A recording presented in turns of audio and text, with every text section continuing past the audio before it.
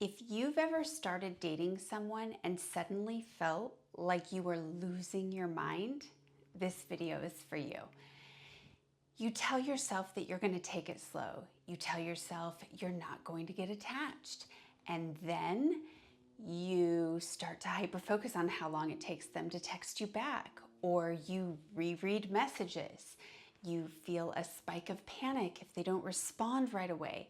You want reassurance, but you don't want to ask for reassurance because you don't want to seem needy, crazy. You don't want them thinking that you're too much, but there is a part of you that wants exclusivity immediately. And it's not because you're controlling or jealous or that you want to lock someone down, but because you are craving that safety and certainty, and your nervous system believes that commitment will quiet the fear. But it doesn't end there, because this is often followed by a spiral of shame. So you start saying, my God, why am I like this? Why do I attach so fast? Why can't I just be normal about dating? And the worst part is you can actually see yourself doing it, but you can't stop. If that sounds familiar, I want you to hear this clearly. You are not broken, and you are not crazy, and you are not failing at relationships. So just take a deep breath, because what's happening has nothing to do with willpower. It has everything to do with how your nervous system learned to survive connection. For some people, connection feels exciting, and for other people, it feels urgent. And unfortunately, urgency is not love. Urgency is actually just fear trying to create safety as quickly as possible, because something in us doesn't trust that safety is going to last. Today, I want to explain why early connection can feel so overwhelming, why it can make you doubt yourself, and how to move into relationships without losing yourself in the process. Let's jump in with one of the biggest myths you were taught about love. We're often taught that love is about communication. The connections we have, the sweet things someone says before they hang up the phone, the way they reassure us, explain their feelings, or promise connection, and that focus on communication makes sense, right? Because early relationships are full of anxiety for some of us because we don't know where we stand yet. We don't know how invested they are. We don't know if the connection is going to last. So their words become our anchors. Texts, reassurance, exclusivity, promises, all temporarily quiet the fear that comes with uncertainty. But here's the part that most people never hear. Love doesn't begin with our words. It begins with safety over time. Two people can communicate beautifully and yet still feel anxious and dysregulated and on edge with one another, because communication doesn't create safety. It only soothes the uncertainty in the moment. Real safety comes from emotional capacity. So the ability to tolerate not knowing, or the ability to stay regulated when there's silence, the ability to remain connected without needing constant reassurances. When those capacities aren't there, communication becomes something we use in order to manage our anxiety, not something that expresses intimacy. That's why communication is often the least important thing in a relationship. Not because it doesn't matter, but because words cannot replace the capacity to feel safe without constant confirmation. And this is where your early experiences with connection actually matter. If you grew up in a home where love was inconsistent or unpredictable, or maybe it was tied to fear, your body learned that uncertainty was dangerous. So as an adult, The newness of a relationship might feel exciting, but it also destabilizes you and it is incredibly unsettling. And when someone's words, attention, and closeness briefly reduce that anxiety, your body is going to label the relief as love, even though what it really is responding to is the temporary quieting of fear. Now, this is where things get confusing and people often get tripped up. If anxiety is what's driving this sense of urgency in these early relationships, you might be asking yourself, why does the connection feel so intense and meaningful? Why does it feel so real? A little bit like love and not like fear at all. Why fast connection feels so real? Most people don't want to hear this. Intense and fast closeness doesn't feel good because it's wrong. It feels good because it works.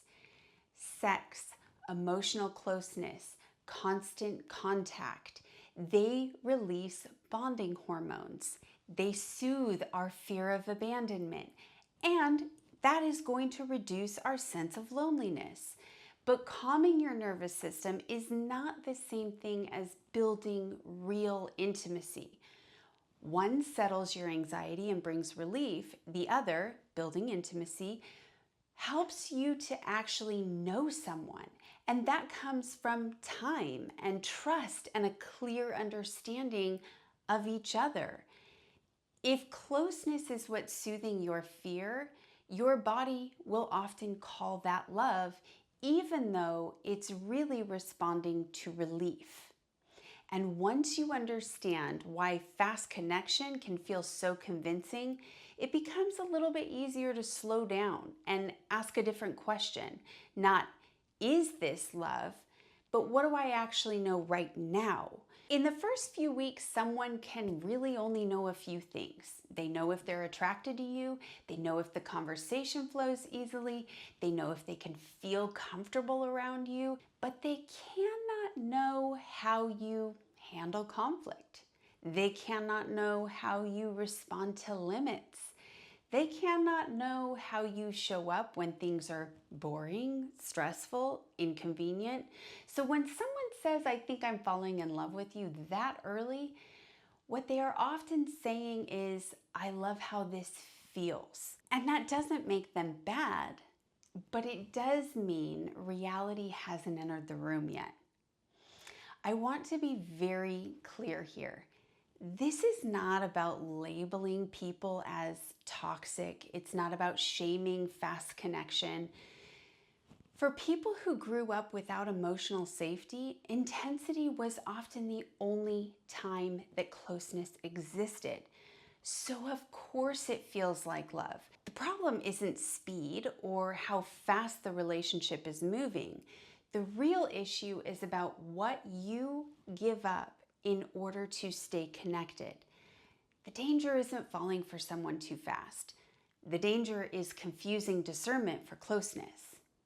So we simply observe.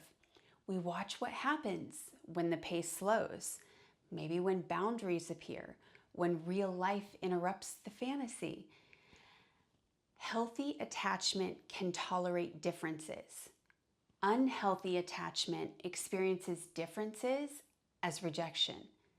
Real love doesn't panic when you are truly being yourself, and intimacy does not demand sameness.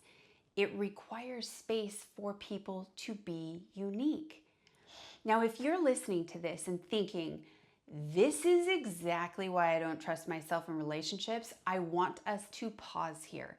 The goal is not to stop dating. The goal is learning how to stay connected to yourself while you date. And here are 5 ways to tell whether you're moving toward connection or slipping into survival mode. Number 1, do I feel more like myself or less like myself since meeting them? Maybe you notice you're editing things about yourself, not bringing things up, or staying quiet in order to keep the peace. If you feel smaller, maybe foggier, less internally clear, that is not maturity. That is self-abandonment, trying its hardest to feel a sense of safety. Number 2, what happens when I slow the pace, even if it's just a little bit? So maybe you don't text back immediately, or maybe you say no to a plan that he made, or you choose rest over being constantly available.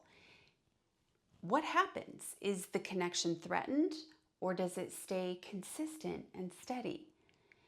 What's healthy can wait.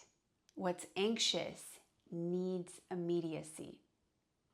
Number 3, am I connecting or am I regulating my nervous system?